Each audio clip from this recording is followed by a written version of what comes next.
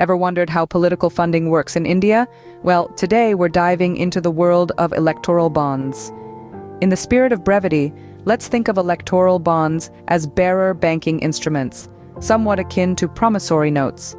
Introduced by the Indian government back in 2018, these bonds were designed with a noble intention: to infuse transparency into the realm of political donations.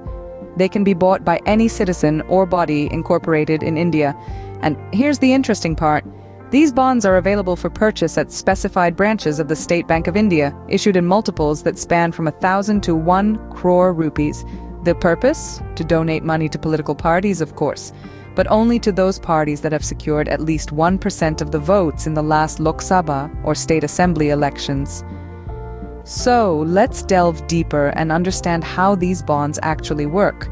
If you're wondering what electoral bonds are, think of them as bearer instruments, similar to promissory notes. These are financial tools that any citizen of India or a body incorporated in India can purchase. Now, you might be asking yourself, why would I want to buy an electoral bond? Well, the simple answer is to donate money to political parties. These bonds aren't something you can just pick up at your local store. They are available exclusively at specified branches of the State Bank of India, often abbreviated as SBI, and they come in various denominations, allowing you to donate in multiples of 1,000, 10,000, 1 lakh, 10 lakh, and 1 crore rupees. But there's a catch. You can't just donate to any political party. The party must be registered and have secured at least 1% of the votes in the last Lok Sabha or State Assembly elections. It's a way of ensuring that your donation goes to a party with some level of public support. So you've got your electoral bond, you've chosen your party, what's next? Well, the political party can then cash in these bonds through their verified accounts within a specific time frame. But here's the interesting part. The identity of the donor is kept anonymous. This aspect of the electoral bonds has sparked quite a bit of debate and discussion. Now you might be thinking, what happens after these bonds are purchased? Let's find out. Once purchased, these bonds can be donated to any registered political party. But what happens next? How do these bonds translate into funds for the political parties? Well, the process is rather straightforward. The political parties can encash these bonds through their verified accounts. This means that the bonds, once donated, are deposited into the bank accounts of these parties, which they can then use to fund their campaigns, activities, and operations. There is, however, a stipulated time frame within which these bonds must be encashed. This ensures that the funds are utilized in a timely manner and helps to maintain a certain level of financial discipline within the political parties. Now, you might be wondering who knows who donated to which party. The answer is it's kept under wraps. The identity of the donor remains anonymous. This aspect of the electoral bonds has been a subject of much debate. On one hand, it protects the privacy of the donors. On the other hand, it raises questions about transparency and accountability in political funding. The anonymity clause in the electoral bonds scheme has sparked conversations and discussions about the need for a balance between privacy and transparency in political donations. It's a complex issue with valid points on both sides of the debate. So far, we have understood what electoral bonds are and how they work. But how significant are they in political funding? Let's explore. Since the inception of the electoral bond scheme in 2018, the State Bank of India has issued bonds worth 16,518 crore in 30 tranches. These figures are not just numbers, they signify the substantial role electoral bonds have come to play in political funding in India. As a financial instrument, electoral bonds have changed the landscape of political donations. They have not only made the process more streamlined, but also brought a certain level of transparency and accountability. For instance, the bonds are issued in multiples ranging from 1,000 to 1 crore rupees.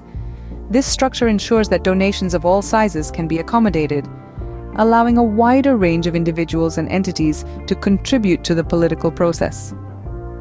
What's more, these bonds are tax-exempt under specific sections of the Income Tax Act, making them an attractive option for donors.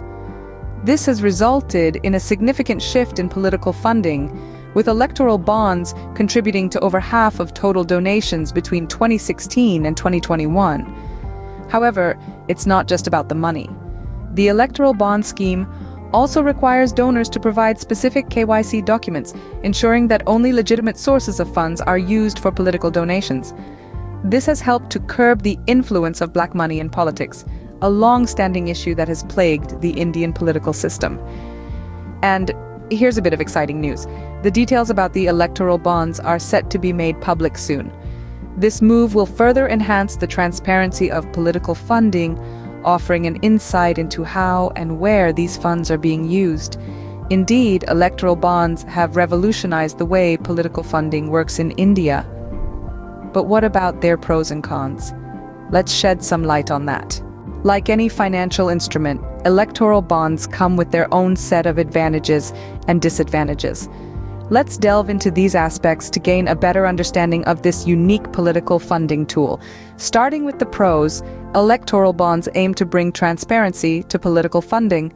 Prior to their introduction in 2018, much of the political funding was shrouded in mystery, often tied to unaccounted cash or black money.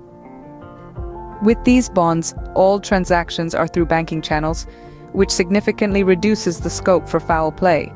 Furthermore, electoral bonds are tax-exempt under specific sections of the Indian Income Tax Act, making them an attractive option for donors. Another advantage is the anonymity they offer. Donors can support their preferred political parties without fear of repercussion or prejudice. This anonymity, however, is a double-edged sword, leading us to the cons of electoral bonds. While anonymity protects donors, it also raises questions about transparency and accountability. Critics argue that it allows for unchecked corporate influence or foreign interference in Indian politics. Without donor disclosure, it becomes challenging to ascertain if a political party is being disproportionately funded by a particular entity, possibly skewing the democratic process. Also, the bonds can only be purchased from specific branches of the State Bank of India, limiting accessibility for some potential donors. And let's not forget, only political parties that secured at least 1% of the votes in the last Lok Sabha or state assembly elections can receive these funds, which may put smaller or newer parties at a disadvantage. No doubt, electoral bonds are a bold step towards reforming political funding, but like every coin has two sides, they too have their share of pros and cons. So, we've taken a deep dive into the world of electoral bonds. These financial instruments introduced by the Indian government are a novel approach to clean up political funding. They serve as a bridge between donors and political parties, ensuring transparency and reducing the influence of black money in politics. These bonds can be purchased by any Indian citizen or a body incorporated in India from specified branches of the State Bank of India, and they are donated to political parties who have secured at least 1% of votes in the last Lok Sabha or state assembly elections. The identity of the donor remains anonymous, sparking a lively debate about the pros and cons of such a system. Nevertheless, the impact of electoral bonds on political funding is undeniable. They have significantly contributed to the financial support of political parties, accounting for over half of total donations in the recent years. As the debate continues, one thing is clear: electoral bonds are a significant part of India's political funding landscape. Thank you for joining us on this journey, and stay tuned for more interesting insights.